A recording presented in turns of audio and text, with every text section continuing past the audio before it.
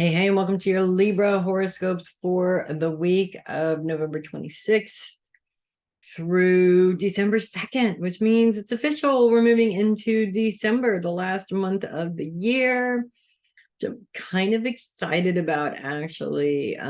So much stuff is just wrong in the world. It's been such a struggle for so many people economically this year. I can't even think of a time that it was ever this bad and this difficult to get around and feed ourselves. And it really, the future looks bleak in so many ways. But I do have hope actually for 2024. Not because I'm hoping for a miracle that probably won't happen, although I do believe in miracles and they do happen. I have seen it, but astrologically, things are really changing next year. And the biggest change is the Mercury retrogrades. They have been full on in earth signs for 2 straight years. In the 10 years I've been doing astrology, I've never seen them being fully in the same element for 2 straight years.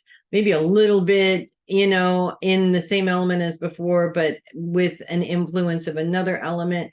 This has been a real fluke. And the thing about earth signs to me is the earth signs are the ones that really get things moving. They actually get things done. They're the fixers. They're the one, they're ones that get the work done. So to have all of these Mercury retrogrades infiltrating that, I feel has really played into things being bad and going from bad to worse, really, because that's how the transition of 2022 into 2023 has really felt. Next year, we are going to see the end of that. There will be a Mercury retrograde in December, not this week, but we are moving into the shadow period of it next week. And it is going to start in Capricorn, but it's ending in Sagittarius. And all the consecutive retrogrades from there on out are really going to be in the fire signs and not so much in the earth signs. And so fingers crossed, this might help resolve some issues that we have been having, because honestly, it just feels like we've gone from bad to worse and somebody needs to fix it. And the powers that be are probably dealing with the same challenges that the rest of us have been dealing with. It just feels like one thing after another. And so hopefully, I really fingers crossed that things are going to definitely at least get on the road to improvement starting next year. We are looking at our final full week of Venus being in Libra, and Venus moves into an opposition with Jupiter this week, not towards the end of the week. We're looking at Friday is when it really, or Saturday, actually, the very end of the week is when it really kicks into gear, late Friday into Saturday. Venus's grand sextile with Mercury and Saturn, however, continues. It started last week. It continues into this week. So while an opposition is a challenge, there is something to kind of counterbalance it, if that makes sense. So let's go ahead and take a look at this opposition here. The day before the opposition, Venus moves into a square with the moon. So about somewhere in there, this square is actually going to be a T square for a few hours, Friday transitioning into Saturday. Unless you're in the Southern Hemisphere, we're looking at Saturday transitioning into Sunday. And it's a pretty big challenge, actually, because focus continues to be on finances for Libra, and Venus's influence is very much on finding creative ways to manage those finances. And when we move into a square with the moon, which is focused on your day-to-day schedule, one of two things it definitely will be playing out. One, either you're trucking along, really kicking butt and doing a great job, and then something comes along to kind of sort of push you off of that emotionally, and you sort of lose your momentum with it. But also, especially when Venus moves into this opposition with Jupiter, which is focused on the past. There's also an element of you're doing this the same way you've always done it, and it's just not working anymore. And it literally gets to a head to where you can't ignore that anymore. And that's really what the moon's influence is all about. I've known a lot of people, especially older generations, who were taught this is how you manage your money, and it's not working in the same way that it used to, because things have changed, and they've changed drastically. And the ones that are going to be successful are the ones that are going to change right along with it. Now, you guys are cardinal signs. Cardinal signs, it's not that cardinal signs change easily, but they're definitely more open to change and growth and doing things differently in order to get better results. So it's really important. I feel this challenge that comes up right at the end of the week is basically, if you've been ignoring the fact that you need to make some changes, this challenge is going to bring it right into your face. And there's no way you're going to be able to ignore it this time. And while it is very frustrating and very difficult, it's actually, thank goodness this challenge came up, because it brings your attention to the problem. Whereas without challenges, we're not focused on the problem, if that makes sense. The other thing is this grand sextile with Mercury and Saturn that continues. Saturn is focused on self. So we're looking at our own responsibility in things. And Mercury is focused on career.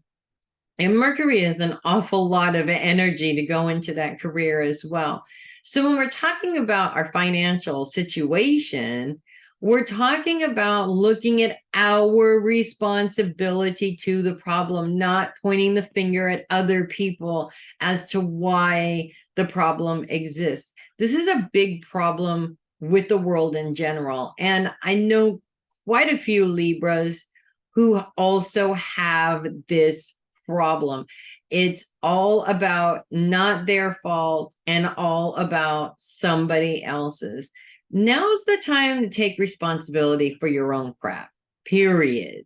Because honestly, if you don't take responsibility for your own crap, you're not going to get anywhere.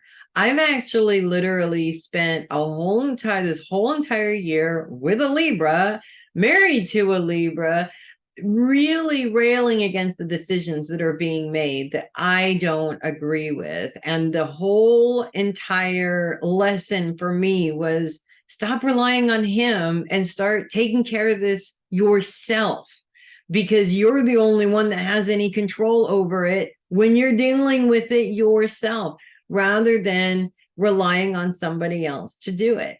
And the crazy part about it is, while I'm doing that, he's doing the same thing with other people. It just keeps going around and around and around like a dog chasing its tail.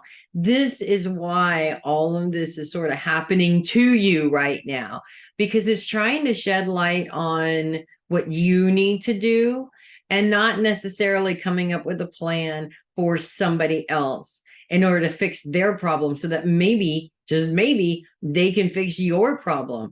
If it hasn't worked before, it's not going to work at all anymore. You just have to move on to something else. And that's pretty much what that's about. We also continue to have Venus in a square with Pluto, and Pluto is focused on inner trauma. So lots and lots of triggers coming up around this as well. Most people, I've noticed, get stunned by triggers. I've heard a lot of, this triggers me, so don't do it, blah, blah, blah. That's not what triggers are about. You can't tell everybody around you, these are my triggers, so don't do it. Triggers are coming up for a reason. They're triggering a response so that, again, you're paying attention. And when you're paying attention, you're looking for the source of the trigger, and you're looking to make a change that is orchestrated by you to eliminate that problem being a trigger for as much as possible from here on out. So your triggers are your responsibility as well. So yes, there's some challenges that are coming up. It's definitely not all bad. And we're talking the challenges are really happening right at the end of the week. Everything is pretty much smooth sailing up until that point. Yes, the little square with Pluto is there all week long, but that is not something that's a major challenge. It's just more of a reminder that you're responsible. You are responsible for your own mental health. You are responsible for your triggers. You are responsible for fixing your problems. You can't expect other people to do that. And I think that, to be honest with you guys, the term martyr is associated with Libra for that reason. Libras spend way too much time sacrificing themselves and their own needs for other people. And while that is very nice of you, it's not going to get you anywhere. So this challenge is really the best thing that can happen to you, because it's basically saying, this is what's happening when you're putting yourself on the back burner for everybody else. Do you want to continue to do this? And I know that the smart Libras are going to say, you know what? No, we're not going to do that anymore. It's time to put me and my needs and my responsibilities first, and everybody else can deal with their own crap, because that's really what needs to happen. So that is what I have for you guys this week. If you love your horoscopes, do consider sending a tip or donation to my coffee link, which is in the description. I really appreciate all the tips and donations. I love the coffees. You know me, I love the coffees, but really that it is so, I am so grateful to you guys.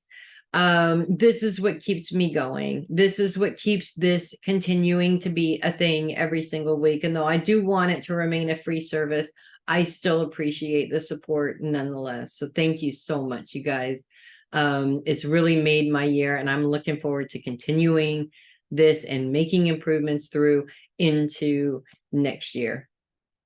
I'm Melissa Bruce, Heavy Metal Psychic. Thank you so much for watching. I will see you guys next week. In the meantime, you guys, it's time to put you first. Put you first and make it a very productive week, which I know you will. I'll see you guys next week.